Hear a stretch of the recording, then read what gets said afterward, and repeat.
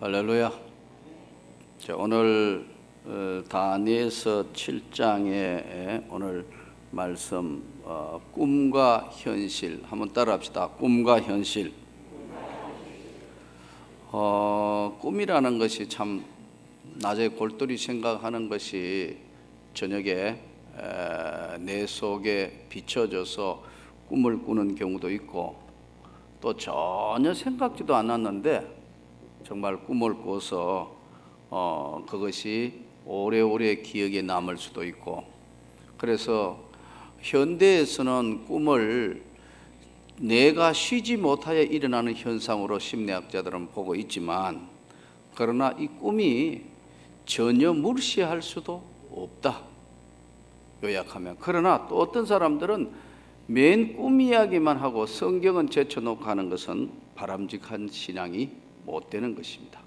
그래서 오늘 우선 정리하면, 이 꿈이라는 것은 이 현실하고는 동떨어져 있는 거지만 어떨 때는 하나님께서 필요하셔서 우리에게 꿈을 통하여 어떤 걸 깨닫게 해 주실 수는 있으나, 이것이 절대로 성경 말씀과 같은 동등한 권위를, 그러나 꿈을 완전히 무시할 수 없어서 구약 성경에는 주로 보면 꿈이라든가 환상이라든가 이런 것들이 많이 나옵니다. 그게 전부 꿈꾼 이야기죠. 요셉의 꿈 이야기, 여러 가지 꿈 이야기가 나오지 않습니까? 꿈을 통해서 당시에는 하나님께서 역사하시고 또 환상을 통하여도 역사하시는데, 지금은 말씀을 통하여 우리에게 은혜를 베푸신다. 이 다니엘서는 강의에 가면서 늘 알아야 하시는 것은, 다니엘서는 이 구약의 요한계시록과 같이 상당히 깊은 영적인 부분을 다루고 있기 때문에 굉장히 조심성 있게 우리가 읽어봐야 되고 조심성 있게 보아야 합니다. 다니엘이 받은 이상의 꿈이 이러하니, 침상에서 꿈을 꾸며 머릿속으로 환상을 받고 그 꿈을 기록하며 그 일의 대략을 진술하니라.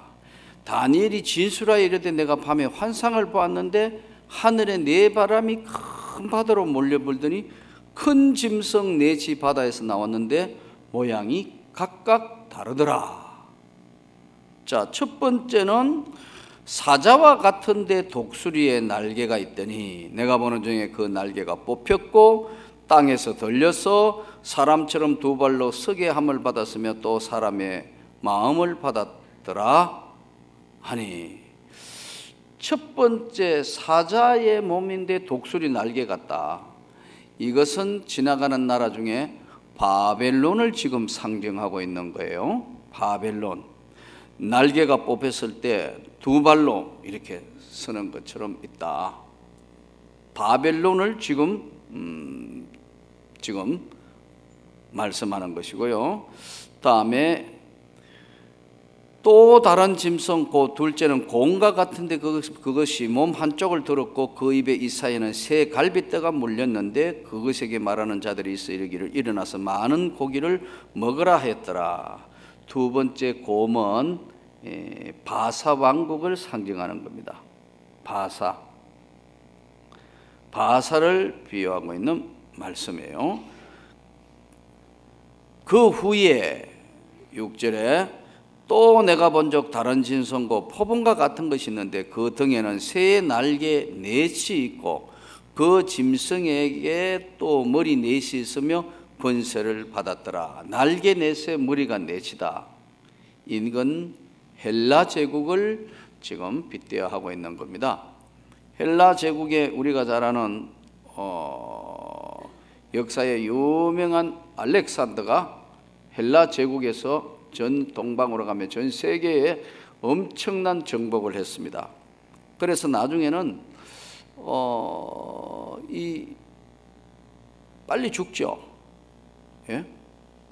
너무 일찍, 그렇게 알렉산더가 엄청난 정복을 했는데 일찍 죽음으로 역사는 뒤바뀌게 돼요. 그래서 이제 그의 제국을 네 장군들이 나누는데, 셀루쿠스 시리아 지역, 안티파누스 갈라기아와 부르기아, 오늘 얘기하면 소아시아 지역, 프톨레미 애굽과 아프리카 일부, 카산드 안디파트스 마케도냐, 이렇게 나누어지면서 이제 네 개의 큰 왕국으로 나누어지는데, 이때 오늘 이것이 바로 포범과 새의 네 날개로 표현하고 있어요.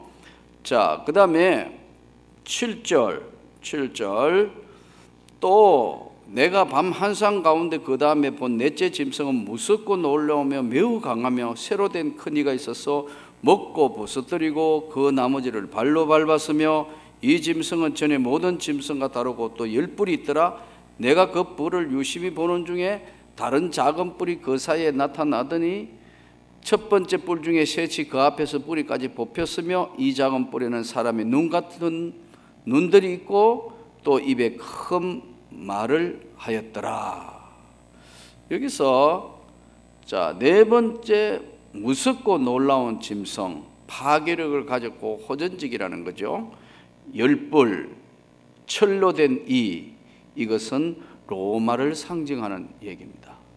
요약하면 바벨론, 바사, 헬라 제국, 그리고 로마에 이르기까지 이 지나가는 나라에 대해서 쭉 지금 성경이 정리를 해놓았습니다. 자, 여기서 오늘 보면은 9절 한번 보기 바랍니다. 10절까지 내가 보니 왕자가 놓이고 옛적부터 항상 계시니가 좌정하여 하셨는데 그의 옷은 희기가 눈 같고 그의 머리털은 깨끗한 양의 털 같고 그의 보좌는 불꽃이요 그의 바퀴는 타오르는 불이며 불이 강처럼 흘러 그의 앞에서 나오며 그를 섬기는 자는 천천히요 그 앞에 모셔 선 자는 만만이며 심판을 베푸는데 책들이 펴놓여 있더라. 책들이 펴 있더라. 요한계시록에 생명책과 행위책이 놓여 있더라. 보좌에 앉으시니 우리 주 예수 그리스도, 구약에 지금 성경에 나오는 하나님이 심판 보좌 위에 있으신 것을 지금 설명하고 있습니다. 자, 여기서 오늘 이제 전체적으로 한번 우리가 정리를 해보게 되겠습니다. 첫째는 꿈은 원칙이 있다. 성령의 꿈은 반드시 성경적으로 정리가 필요하다. 성령이 꾸게 하신 꿈은 성경적으로 정리가 필요하다. 그리고 성령이 꾸게 하신 꿈은 깨닫게 해주신다. 아, 이게 이런 것이 꿈이구나 하고 깨닫게 해주시고, 성령이 꾼 꿈은 성경적으로 해석이 가능해야 된다. 그리고 우리가 여러 번 말씀드렸지만 말씀보다 앞서가면 환상이나 꿈을 봤다고 대단한 걸 본 것처럼, 뭐 다 신앙생활 다 한 것처럼, 최고인 것처럼 착각을 해서는 큰일 난다. 절대 아니다. 우리가 은사나 능력을 받을 때 환상도 볼 수도 있고 꿈도 꿀 수도 있고 여러 가지 하지만 그것은 어디까지나 깨닫게 하시기 위한 수단이고, 그것은 성경으로 풀어가야 되는 것이 유일한 효과고, 절대로 말씀보다 앞서가면 신앙생활 잘못 가서 신비주의나 이단으로 갈 수 있다는 것을 여러분이 잘 명심하고 바른 성경 위에 세워진 신앙생활을 잘 하실 수 있기를 바랍니다.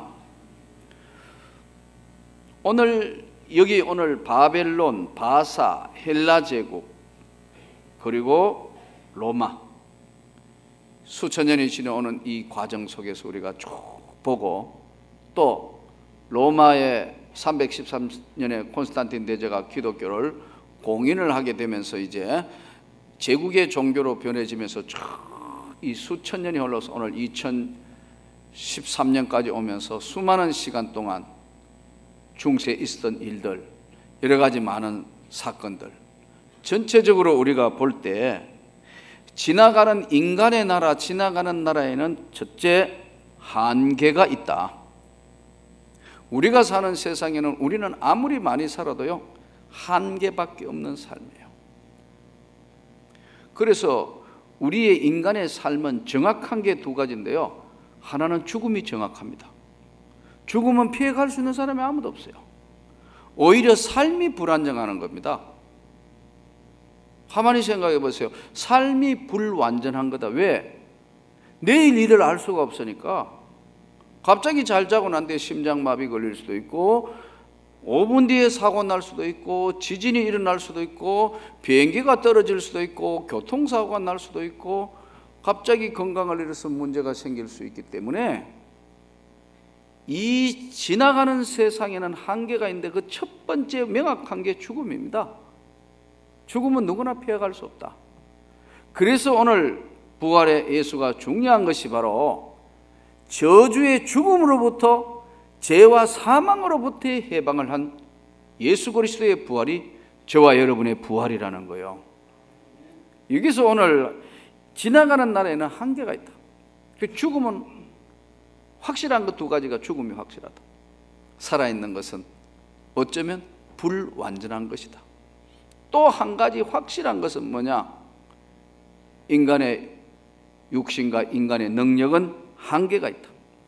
생명의 한계, 권세의 한계, 시간의 한계가 있다. 이 뿔이 권력이거든요. 권력도 시간이 되면 권불 10년이라고 다 뽑혀버린다. 우리나라에 그렇게 대통령들 다 지나가는 나라에 한 사람 한 사람씩 세워지는 생명도 권세도 시간도 다 그 안에 있는 것이다 는 거예요. 자, 오늘 우리 한계가 있는데 변하지 않는 첫 번째가 죽음이라 그랬죠. 얘는 절대 안 변하는 거예요. 이거 완전히 안 변하는 거 하나가요. 그래서 확실한 게 죽음입니다. 삶은 불안정한 건데 인간이라는 삶 자체에 있어서는 한계가 있는데 생명도 권세도 시간도 다 한계가 있다. 나이가 들어가고 이 세상에 사는 삶이 시간 속에 사는 삶이기 때문에 이 안에는 한계가 있다. 자, 그러면 오늘 시간 속에 사는 저와 여러분이 오늘 그 안에 책이 놓였더라. 요한계시록에는 심판책과 행위책, 생명책과 행위책이 있다고 그랬는데 이 생명책에 있는 기록된 자, 영원한 나라를 향하여 가는 생명책에 기록된 사람들 어떻게 살아야 되는 것인가? 삶의 문제 이야기가 중요합니다. 요즘 전 세계 경제가 지각 변동을 일으킨다 할 만큼 경제가 많이 어려운 걸 여러분 뉴스를 통해서 많이 볼 겁니다. 미국은 재정 절벽, 일본은 연례 없는 앵화를 찍어내기 시작했고 유럽은 그리스, 이탈리아, 스페인이 다 나라가 덜렁덜렁 하고 있다. 더더군다나 요즘에 동유럽에 있는 폴란드, 루마니아 이런 것은 거의 국가 자체가 부도 상태다.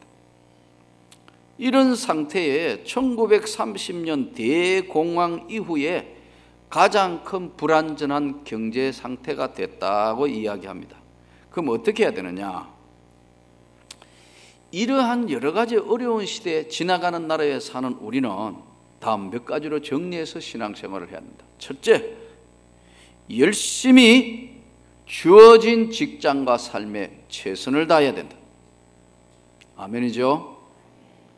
여러분, 어렵다 하는 사람 치고 잘 사는 사람 없어요. 어려운 것은 이렇게 어려운 시대지만 또 살아남는 사람도 있기 때문에 언제나 우리가 본인의 주어진 상태에서는 최선을 다해야 된다. 주어진 여건 환경에서는. 직장생활 하시는 분, 사업하시는 분, 무엇이든 젊은 날, 나이가 들었다 할수록 내가 할 수 있는 일을 찾아서 해야 합니다. 그러지 않으면 여러분, 이게 보통 큰 문제가 아닙니다. 나하고 비슷한 이제 사람들 거의 세상적으로는 은퇴한 사람들이 많이 생겼습니다. 친구도 은퇴가 뭐하냐 하니까 산에 간다 하더라고. 그래서 내가 벌써 산에 가? 여러분 지금부터 62에 산에 가면 지금 20년 30년 산에 가 있는데 이 산만 가면 됩니까? 여러분 어떻게 생각해요? 맨날 누가 산신이 오라는 건가? 이 산에만 가면 어떡하냐? 이게 한 번, 두 번 가는 거는 괜찮지만 여러분 밥 먹고 갈 데 없다는 거 이것만큼 골치 아픈 게 없어요. 일했을 때 동안은 열심히 일할 수 있기를 바랍니다.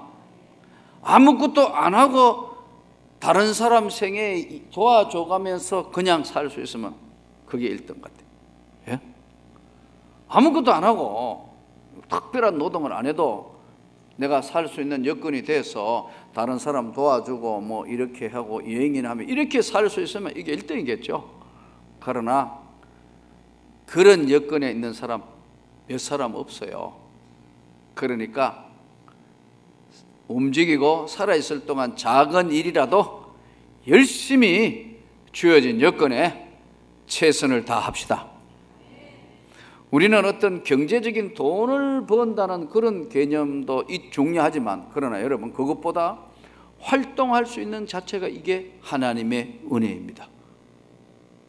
내가 움직여서 뭔가 할 수 있는 것 자체가 하나님의 은혜라니까요. 아무것도 할 거 없다 하면 이게 정말 참 문제가 되는 거예요. 그래서 여러분, 우리가 하나님 앞에 이런 어려운 시대 때일수록 서로 모든 주어진 여건에서는 최선을 다해야 된다. 두 번째, 하나님의 교회에서는 그러면 오늘 이 시대에 사랑이 쏟아지고 마지막 때를 향하여 가는 이 지나가는 시대에 우리는 신앙생활을 어떻게 해야 되느냐? 충성하고 최선을 다해야 된다. 교회 생활도. 그래, 여러분은 바쁩니다. 저도 바쁘고요. 어제도 사실 감기약을 지금 걔도 하도 기침이 나길래 요즘 늘 괜찮았는데 겨울 다 지낼 건데 코가 맹맹하더니 계속 기침이 나고 머리가 띵하길래 병원에 갔더니 이제 감기라 해서 해봐야 다 흘렀다고. 그래서 약을 와가 먹었는데 아마 조그만하게 섞어놓은 빨간 약을 먹으니까 아마 이게 잠 오는 약 같아요. 그 조그만한 알약 뭐 그 여러 개 하고 섞어가 주는데 그 안에 하나를 주면서 그러더라고요. 병원 의사가 이게 조금 너무 많이 졸리면 그거 빼고 잡수세요 그러더라고요. 근데 뭐 알약 보니까 그냥 손톱에 뭐 쌀 한 살, 요 쌀 있잖아요. 쌀 그거 하나 같은데 한두 개 같은 작아요. 이거 뭐 관객께서 주는 대로 먹어야 빨리 낮에 먹었는데 아니에요. 먹고 나니까요 잠이 와가 눈을 못 뜨게 한 거 있죠. 지금부터 겨우 떴습니다, 여러분. 이 눈꺼풀이 무거운, 그래서 이 눈꺼풀이 이렇게 무거운지 처음 알아. 그래서 여기 올라오면서도 지금 눈 올리는 이걸 내려오는, 그러니까 아침에는 도저히 못 올라가겠어. 나는 약 다 먹었다고, 오늘 다 먹었다고, 이제 다 먹었어 했는데 포개떡에 하나 더 남았어. 이거 오늘 저녁에 먹으면 내일 아침에 또 눈 못 뜰 것 같아. 거의 내일 아침에는. 근데 도저히 그 조그마한 알약 하나가 강력한 잠이 오게 하는, 아마 잠을 재움으로 기침을 안 하게 하는 것 같아요. 모르겠어요 무슨 작용인데. 아무튼 정신을 못 차리겠는데, 여러분, 작은 거 하나 해도 인간은 아무것도 할 수 없어요. 우리가 이 세상에 머물 동안 주님의 교회 일도 시간이 있다는 겁니다. 기도해야 될 때가 있고 봉사해야 될 때가 있고 헌신해야 될 때가 있다는 거예요.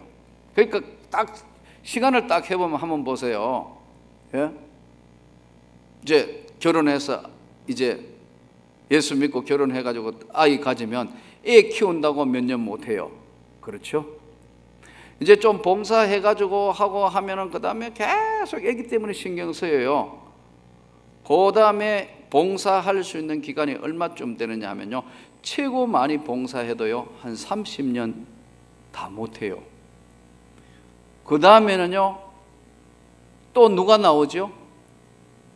손자 손녀 삐약이 나와요. 이게 또 손자 손녀 안 봐줄 수도 없고 이거 붙들고 있다가 보면 또 봉사할 시간이 없어요. 그럼 또 하나 다 끝났는가 싶어요. 또 낳았다고 데려와요. 안 된다 할 수도 없고, 그거 다 키우다가 보니 등 굽고 허리 굽어가 그 다음에는 교회 봉사 못하고 그 다음에는 일여전대로 올라가 본다니까요. 봉사할 시간이 사실은 우리가 많을 것 같아도 별로 없어요. 웃지만 진짜라니까요. 제대로 하려면. 그러니까요, 사실 정해져 있는 시간, 헌신하고 봉사할 시간이 그렇게 많지 않아요. 우리 볼 때는 계속 굉장히 많이 하는 것 같지만 남자분들요, 또 바꿔보면요, 굉장히 불쌍해요. 제가 그러잖아요. 하루 종일 지금 일하고 나가 뭐 하고 그 다음에 와가 피곤한 몸이 끌고 뭐 하려 하는데, 그렇게 헌신하고 봉사할 수 있는 시간이 많지 않다는 게 문제가 있습니다. 그래서 오늘 우리가 이 어려운 시대에 살면서 반드시 명심해야 될 것은, 나는 내가 무엇을 하든지 맡은 일에는 직장이든 사업이든 무슨 일이든 나는 내가 할 수 있는 최선의 일을 한다. 가정을 위해서도 최선을 다해서 가꿀 것이고, 자녀를 위해서도 최선을 다해 기도할 것이고, 내가 부모의 역할도 최선을 다할 것이다. 그리고 주님의 교회에도 내가 최대한 헌신하고 봉사할 것이다. 그래서 진짜 예수 잘 믿는 사람은 바쁜 겁니다. 항상 바쁜 거예요. 제가 여러 번 말씀드렸지만 저는 이 넥타이 전부 개목걸이처럼 해나가 걸어놨어요. 이거 말고 이렇게 시간 걸리기 때문에 전부 개목걸이에요. 다 이렇게 개목걸이처럼 다 해가지고 보고 접으면 그냥 입고 나와요. 와이사서 한번 꺼내가 이쪽 안에 들어가 꺼내는데 시간 걸릴까 싶어서 보고 예비군 이쪽에 갖다 놔고 얼른 입고 나올 수 있도록 항상 준비 상태로 있어요. 왜요? 시간을 아끼려고. 그래서 이 지나가는 나라에 저와 여러분이 최대한 하나님 앞에 이 세상이 어려울수록 주님의 교회에 희생하고 더 봉사하고 주어진 모든 삶의 여건에는 최선을 다하는 것이 주님의 영광에 오늘 이 책에 쓰여지는 우리의 삶인 줄 믿고 최선을 다할 수 있기를 바랍니다. 오늘 이 시대는 역할의 혁명이 일어났어요. 예전에는 남자가 하는 일과 여자가 하는 일이 딱 구분이 됐어요. 남자분은 직업이 뭐 어떤 거. 요즘은요, 전통사회에서 산업사회에서 지금은 최첨단 사회로 가 있기 때문에 정보화사되고 최첨단 사회이기 때문에 지금은 힘으로 하는 시대가 아니에요. 여자분들도 여러분 버스 운전하고 다니는 사람 있습니다. 들어보셨죠? 요즘에 뭐 법관들 뿐만 아니라 교수들 굉장히 지금은 여성들이 많아졌습니다. 역할이 달라지고 있다. 아마 지금 앞으로 더 시간이 더 지나면 이제 남자가 밥하고 설거지하고 전부 다 애 키우고 여자가 돈벌이 해가 나오는 시대도 역할이 바뀌고 있는 데도 있어요. 이미 그런 역할, 예전 같으면 아마 막 훌쩍훌쩍 뛸 정도지만 지금은 거의 그렇다고 손가락질 하지 않는 그런 시대가 됐어요. 오히려 요즘 젊은이들은 남자가 요리 잘한다고 자랑하면서 당신 앉아있어 내가 할게 이러더라고. 내가 보니까 야, 이거 세상이 바뀌었구나. 확 바뀌어 돌아가고 있는데, 예전 같으면 연세 많은 시아버지 시어머니한테는 전혀 말이 안 되는 거예요. 1900년대만 해도 우리나라 농업의 인구가 40%였습니다. 농사 짓는 사람이 40%가 농사에 종업했습니다. 2010년에 지금은요, 인구 전체의 2%만 농업에 종사해야 된다. 이런 시대가 됐다 이거예요. 2%만 농사를 지어도 살 수 있는 시대가 되어버렸다. 이렇게 세상이 확 달라지고 있다. 역할이 달라지고 있다. 남녀 성비가 달라지고 있다. 여러 가지로 이 바뀌어가는 세상 결론을 짓습니다. 이 지나가는 나라에, 이 엄청난 나라는 한계가 있다. 생명의 한계가 있고 건세의 한계가 있고 시간의 한계가 있고 모든 것이 때가 있다. 그리고 이 지나가는 세상은 항상 흘러가는 세상이다. 완전한 세상은 없고 변해가면서 흘러가는 세상이다. 동의합니까? 이 세상은 계속 변하면서 흘러가고 있다. 거기서 오늘 이 시대를 살면서 너희는 지나가는 세상의 마음을 다 빼앗기지 말고 오직 달라지는 세상에 너가 취한 모든 일들에 세상의 경제가 어렵다, 뭐가 어렵다 하더라도 너는 너의 주어진 모든 일에 최선을 다하고 주님의 교회와 신앙에 최선을 다한 자만이 하늘의 책에 기록될 수 있다는 것을 우리에게 말씀하는 겁니다. 오늘 이 주의 말씀을 기억하면서 우리에게 주어진 어떤 여건이든 최선을 다해서 믿음으로 승리하는 저와 여러분이 될 수 있기를 바랍니다. 우리나라가 하도 가난하고 힘든 세월을 살았기 때문에 저 100여 년 전에는 하와이 사탕수수 밭에 일하러 다 갔고, 또 가난하고 힘든 나라 이 나라가 6.25 전쟁 일어나고 그 다음에 온갖 풍파 다 겪으면서 저 70년대에는 독일의 광부로 갔어요. 여자분들은 간호사로 가고요. 간호사도 그냥 아니고요. 그야말로 밤을 지새면서 외국인들의 그야말로 대소변을 받아내는 그런 엄청난 고통과 어려움 가운데 눈물로 보낸 세월 때문에 저 독일의 광부로 간호사로 월남전 전쟁에서 이런 것 저런 것 중동에 가가 돈 벌여가 해가지고요, 오늘 대한민국이 이만큼 성장하고 했습니다. 이 기간 안에 하나님을 믿는 백성들이, 수많은 사람들이 기도하고 헌신하고 하나님 앞에 최선을 다했기에 조국 대한민국이 이만큼 잘 살게 되었습니다. 이제 우리가 정신을 차려서 지나가는 나라에 살만 하니까 우리나라도 조금 이상한 방향으로 가요. 여러분, 하나님 앞에 지나가는 나라에 마음 뺏기지 않고 열심으로 최선을 다해서 주의 나라에 헌신하는 여러분 되시기를 다시 한번 주의 이름으로 축원합니다.